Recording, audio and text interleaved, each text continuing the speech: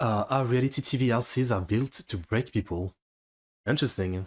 I never thought about it. Like, I'm not someone who've watched much reality TV per se.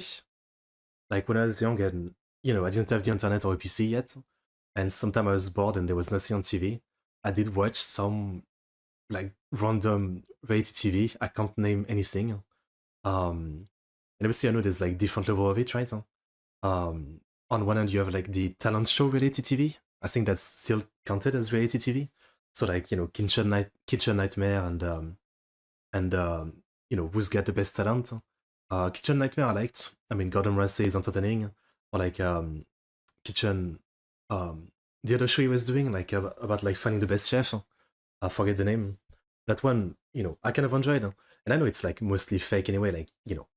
Like it's a lot of what you see or a lot of the way they edit it tend to be fake. But I used to enjoy it when I was young. And as far as like more like trashy reality TV, it's like a bunch of like degenerates in a house together, and they're all horny, they all like I am the richest, coolest person, and who is going to be eliminated for this or that. I don't think I ever really watched anything like that. Like usually you see more like cringy clips on the internet. So yeah, as far as reality TV, I think like something like Gordon Ramsay stuff is the most I've seen. But a show where like it's one they have to stay in an house or something. I don't know if I've seen that. In France, we have something called koh, which was like a bunch of people are sent on an island and they have to survive for a while in teams, I think. So it's not quite an house, but it's an island. That's a show I watched once. Yeah. Anyway, so our reality TV houses are built to break people. Steward X. On January 11th, 1973, over 10 million people tuned in to watch footage recorded from 35 Wooddale Lane. The advertisement for the show, An American Family, featured only the cameraman pointed at film stock of the house. The family was filmed as they went about their daily routine. Over the course of 12 episodes, the family of 5 that lived in the home completely fell apart, and the drama of their downfall made for He looks a bit like Riley from LTT. exceptionally riveting television. You know there's a problem. What's your problem? And I'd like to have you move out. It's just like that. Yet none of the events of the show, the infidelity, the divorce, none of it was scripted. The Loud family was instructed to live their lives as if there was no camera present. They were to do nothing differently than they would ordinarily. But would you really do that though? Like especially at a time where it's a new concept to be like trashy for like reality TV, right? Like in the 70s, you'd feel like you would try to hide your trashiness or your family conflict, maybe? No? So, on the surface, nothing about the family or the house was changed for the show. Yet, the house becomes a really critical part of the show's plot. It provides the unrealistic expectations that the family's trying to live up to, especially the matriarch, Pat Loud, who's preoccupied with keeping it orderly. Its oppressiveness prompts the eldest son, Lance, to flee for New York. It also establishes certain production limitations for the show, like the microphones that had to be located in the chandelier above the dining room table, which confined all the important conversations to happen underneath it. If someone didn't want to be filmed, like when Pat told Bill that she wanted a divorce, she just went into a room and closed the door. But if family members or anyone visiting the house were moving about, the production crew would be there to capture it. But the crew was supposed to minimize any disruptions to the natural course of the family's life. Just observe. But again, like, how can you really do that? Like, if you're, like, if you're in your own house and there's a bunch of strangers with cameras, like, you are going to act weird. You are going to act different. I don't know. That seems like automatic. And again, in today's world and today's people like literally striving to be on reality TV or stuff like that, maybe it would be different. But like in that time, where I'm guessing it's kind of new, like I can't imagine they actually acted normal with a bunch of cameramen around. Observe and record like a fly on the wall. Technological limitations at the time, though, it meant that equipment was kind of scattered everywhere. The crew themselves became a part of the environment of the home, like good friends to the family, or even family members themselves. So the house was changed for the show. But the next question becomes then, is that what led to the family's demise? I mean, it just so happens to coincide with the filming of the show. And in a sense, every reality TV show is like a social psychological experiment. 39 days, 20 people, 1 survivor. Today's highly produced, even scripted reality shows involve wild scenarios that they just can't be staged in normal, unaltered houses anymore. It's a house like I'm sure there's some good reality TV show. Again, for me, I enjoyed Kitchen Nightmare. Like, the concept was pretty straightforward, right? Like, like bad restaurant, Gordon Ramsay comes in, he's funny, but he's also trying to help. And, sometimes he does help, sometimes he doesn't help, and it doesn't really work out. Like, it's a simple concept, and, even if some of it might be scripted or edited differently, it's fairly fun to watch.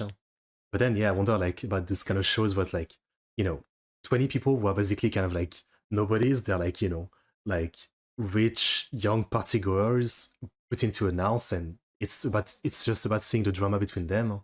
Like, I understand the appeal. It's kind of like, the same appeal as watching a car crash, right? Watching trashy people fight and stuff like that. But it just seems like so much less interesting, yeah, I guess. no other. Where 94 cameras follow your every move. And 113 microphones capture your every word. These need specially built structures to carry out the self-imposed limitations for setups like groups of strangers that can't leave, or living together and competing while never meeting, or dating without ever seeing one another. The architecture that enables these, they can be downright diabolical if you just analyze them on their face value as a place where people might live. So let's do that. Let's look at the domestic spaces of a few of these reality shows. We can start with the houses from the show. But I guess, like, what I can say is usually they look super fake, right? Like, you look like you're living in a set or a Lego house, basically. I mean, yeah. So it would definitely not feel like an house, that's for sure.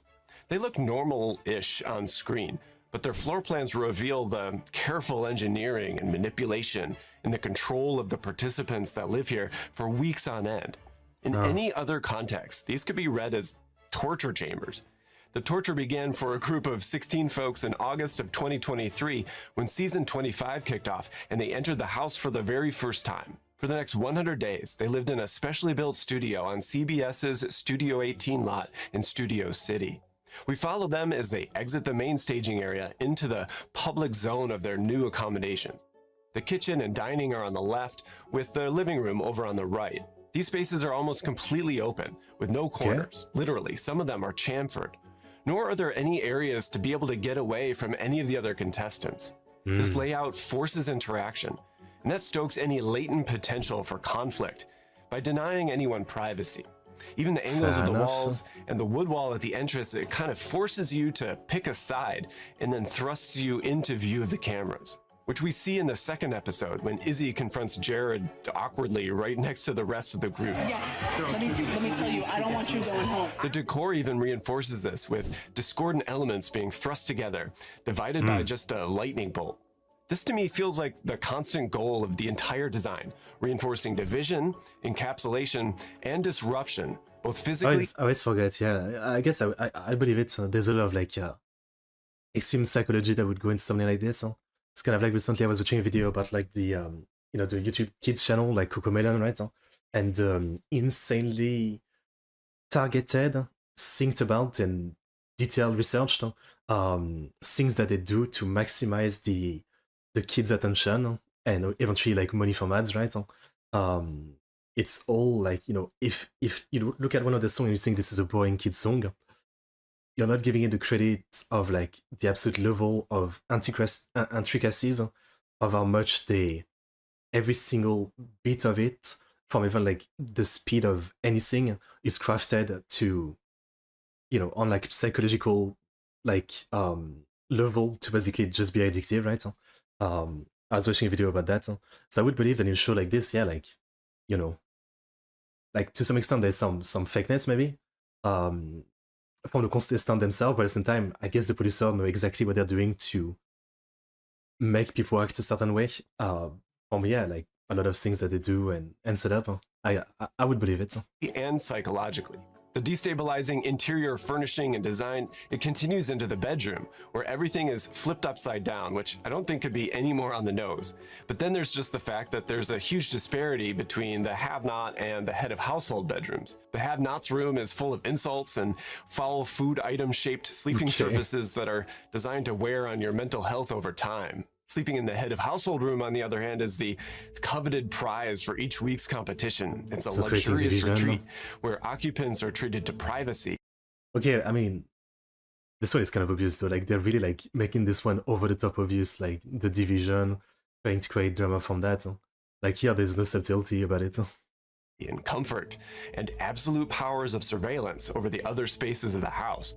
What this does is it creates a huge disparity between the individuals of the show, with a select few gaining access to greater levels of comfort and information than the rest of the people. This creates imbalances in power and unequal levels of control that people feel that they have over their individual environments. How do you win? Those at the bottom grow paranoid, knowing that they're being watched and observed. And this is heightened by the huge swings between the absolutely public gathering faces, accompanied by spaces like the diary room, which are absolutely private. It's even acoustically isolated from the other spaces and separated by an airlock. It's where individuals dish their feelings about the other contestants on the show. The room's disconnection from the other spaces then leads to paranoia in others that might be thinking about what's happening inside. What are they saying about me? But all of this entire plan is surrounded on all sides, even in between all the spaces, by the production crew and cameras. The people living here, called house guests, have no access to this space. He did get you can impeached feel it as by a lot. I thought he wouldn't, but okay, nice. Nice. Let's go.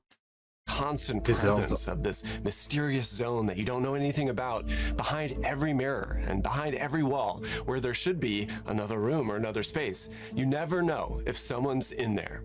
So you have to assume that there always is someone there. That's almost literally the stuff of nightmares and feelings of oppressive control from the space around you. Absolute containment coupled with absolute exposure, luxury coupled with discomfort, access to knowledge coupled with restricting information, that is a recipe for undermining the emotional stability of your occupants. Architects that want to do this to people have been taking notes on this for years. Big Brother is designed to create unstable, multivalent alliances while sowing the seeds of division. The show Love is Blind brings people together with the intention of them pairing off in matrimony. Right. And while that sounds more benevolent, the design of their spaces for interaction is no less manipulative and emotionally I'm guessing, yeah, like same thing. Like they're usually probably not gonna tell, they probably want some people to be the couple or something or to win this kind of show, but they're probably not going to straight up tell them to act that way. So they're going to do a lot to push the show in that direction. Like I would believe it. Destructive than Big Brother. The most iconic spaces of the show are called the pods.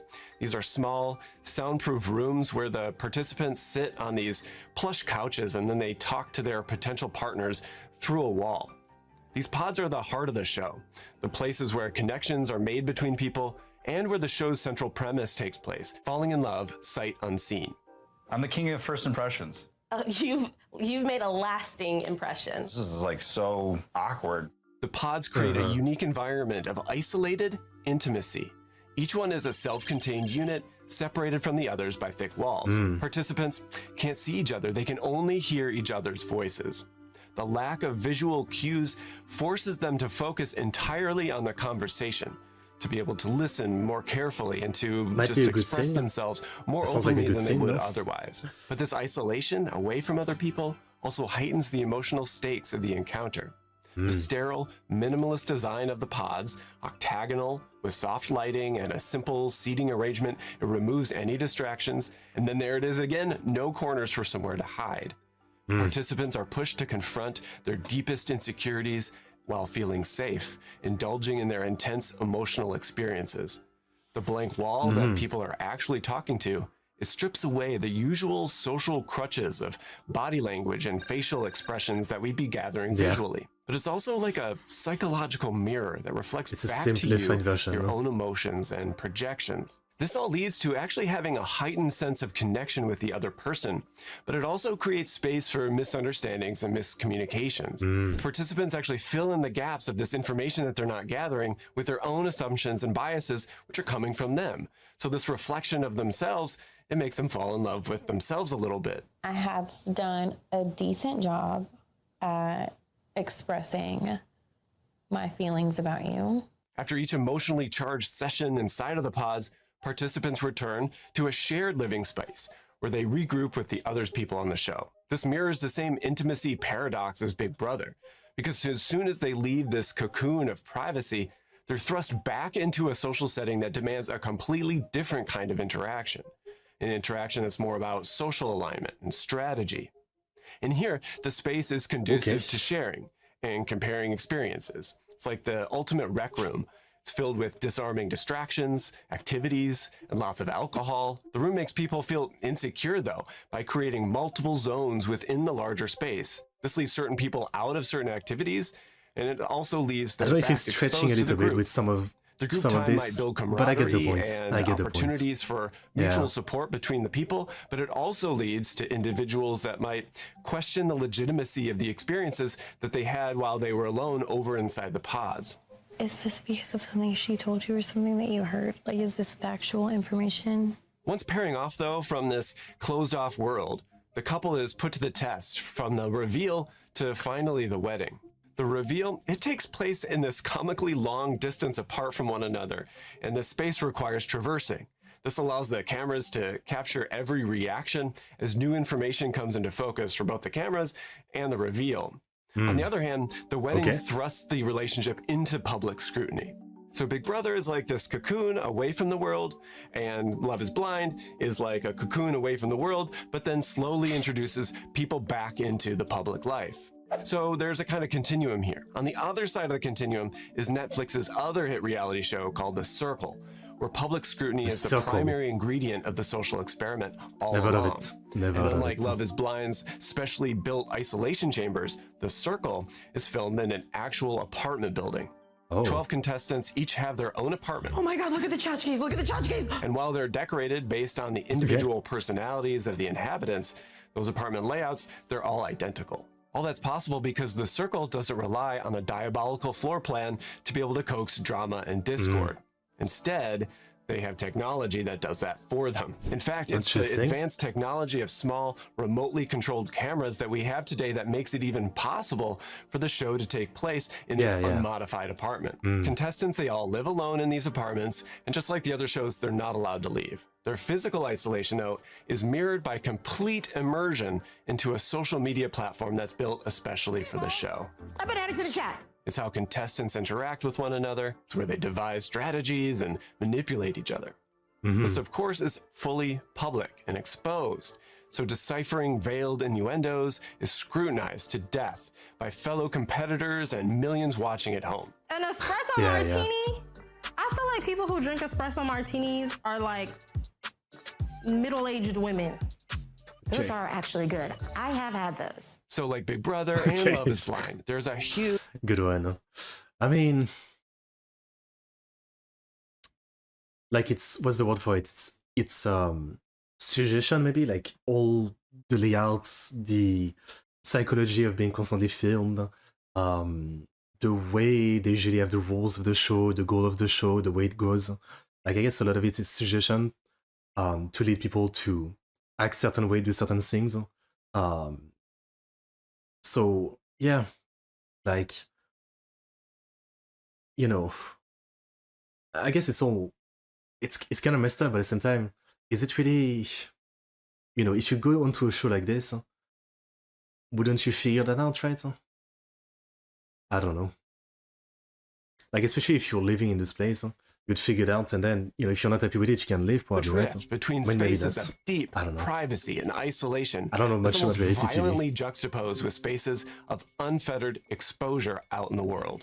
All the while, the cameras in The Circle, they're barely noticeable. You can live your life without a care. I don't know. And the social media aspect, it's not really that different from what everyone just does already. I think this makes it just that much more tragic in its premise. Even though it's taken to the extreme, it's barely any different than the strange reality that we live in today. Big Brother creates its own encapsulated world and boosts people from it. Love is Blind slowly releases back everyone into it. And The Circle, it's not really isolated at all. Netflix did put a giant neon circle on the outside of the building that it's filmed in, branding it for exterior camera shots and anybody that just happens to be nearby. But I noticed that in larger context establishing shots, they draw from areas around me here in Chicago and a bit from Milwaukee. But the original building, it's been in England ever since the show began, and it only moved to Atlanta, Georgia for the last couple of seasons. Either way, there's this strange lack of specificity that means it's like everywhere and nowhere at the same time. Everyone is living comfortably in a space that reflects their personal interests, physically isolated while emotionally exposed, in a building that features zero sense of place or local connection. That all sounds like a nightmare that is way too close to reality. Sounds terrible. When An American Family first aired in 1973, documentaries at the time that were popular were mostly focused on large world events and historically significant people. But that contrasted with scripted television at the time, which shifted inward to the home and focused on things like family dynamics. The top two in the ratings were All in the Family and The Waltons. These kinds of shows connected with the anxiety that Americans were feeling at the time, with the kinds of changes that they were feeling in their home life. Even today, 50 years after that reality TV show experiment, the collision of those genres, documentaries focused on suburban families, it still resonates with audiences around the globe. We're watching these non-actors in their homes having intense encounters between each other. While we too were sitting in our homes. In this scenario, the TV screen, it's kind of like a mirror. It's not so much just a portal into some unrelated fictional fantasy world. I mean, I get the appeal of reality TV to an extent. Like, you know, be it just looking at like inside the life of a family and all the good, the bad, the drama and all that. Or, you know, the more extreme version where, like, you know, it's a show with rules that will push the drama. Like, you have to survive on an island or something. Like, the entertainment of it is pretty obvious. But at the same time, yeah, the version of today seems so far gone from anything authentic. I don't know. I think it's no coincidence then that like, the cameras in the Big world Brother, reality they're doesn't seem disguised appropriate behind anymore. mirrors too. Of course, we all know that the level of reality TV is totally dubious. What I was saying. I think like Fargo's insistence that it's based on true events, or the willful suspension of reality that we have in things like professional wrestling. I think reality TV is immersive in a unique way like those. And the home is an important piece of that equation. The houses of reality TV play out some of the most nightmarish spaces imaginable, while others on the surface seem like blissful, aspirational rewards of the suburban dream. And sometimes they're both at the same time. Clearly, the architecture and design of reality TV shows aren't just backdrops. They're powerful tools for shaping behavior overall, influencing emotions, and orchestrating all sorts of interactions. It's fascinating how spaces can manipulate outcomes and reveal deeper truths about human nature. If there's a broader takeaway in this, though, I think it's that environments that we inhabit daily wield the exact same kind of influence. To better understand underlying principles like this, I find myself constantly turning to Brilliant. The interactive... I knew it was gonna be Brilliant. Again, all the informative video I've watched today has been Brilliant sponsored. So perfect. So I'll leave it at that. But as always, thank you, Brilliant, for basically being the sponsor of all those very interesting video, basically. All I can say. Okay, I mean, yeah, that makes sense. I never really thought about it because, I don't really get that much into reality TV. But it makes sense that this would be, this would be the level of like thoughts that goes into even like the set design, just to influence people in a very like indirect way, but it does something. It does something. Very interesting. Learning platform. Brilliant helps me explore topics. Alright. And I mean, with the internet now and YouTube especially, right? Like reality TV is really a whole different thing, right? Like so many people are doing reality TV in a sense, like streamers and and everything. Like in a sense, it is a form of reality TV. Like even me to an extent. I don't know. Like you're just seeing me every single day, living my life more or less, which is just doing this channel, right? So in a sense, it's like my reality TV. In a sense, yeah. Obviously, it's like a self one. There's no producer, there's no hidden camera or anything. But in a weird sense, it is some kind of reality TV. I don't know. Maybe?